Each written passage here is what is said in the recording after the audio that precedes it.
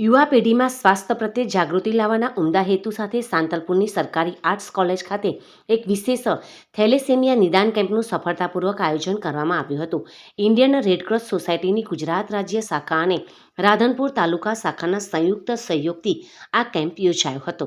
કેમ્પનું આયોજન રાધનપુર તાલુકા રેડક્રોસ સોસાયટીના અધ્યક્ષ ડૉક્ટર નવીનભાઈ ઠક્કરના સીધા માર્ગદર્શન હેઠળ કરવામાં આવ્યું હતું. કેમ્પ દરમિયાન કોલેજના કુલ 132 જેટલા વિદ્યાર્થીઓએ ઉત્સાહપૂર્વક ભાગ લઈ પોતાનું થેલેસેમિયા પરીક્ષણ કરાવ્યું હતું. નિષ્ણાત તબીબી ટીમ દ્વારા લોહીના નમૂના લઈ તેનું વૈજ્ઞાનિક પદ્ધતિથી પરીક્ષણ પણ કરવામાં આવ્યું હતું. કેમ્પનો મુખ્ય ઉદ્દેશ્ય યુવાનોમાં થેલેસેમિયા જેવી ગંભીર બીમારી અંગે જાગૃતિ લાવવાનો છે. લગ્ન ગ્રંથિથી જોડાતા પહેલા યુવાનોએ પોતાના થેલેસેમિયા રિપોર્ટ કરાવવો અનિવાર્ય છે, જેથી આવનારી પેઢીને આ બીમારીથી સુરક્ષિત રાખી શકાય. કાર્યક્રમ દરમિયાન વિદ્યાર્થીઓને આ બીમારીના લક્ષણો અને સાવચેતી અંગે વિસ્તૃત માહિતી પણ આપવામાં આવી હતી.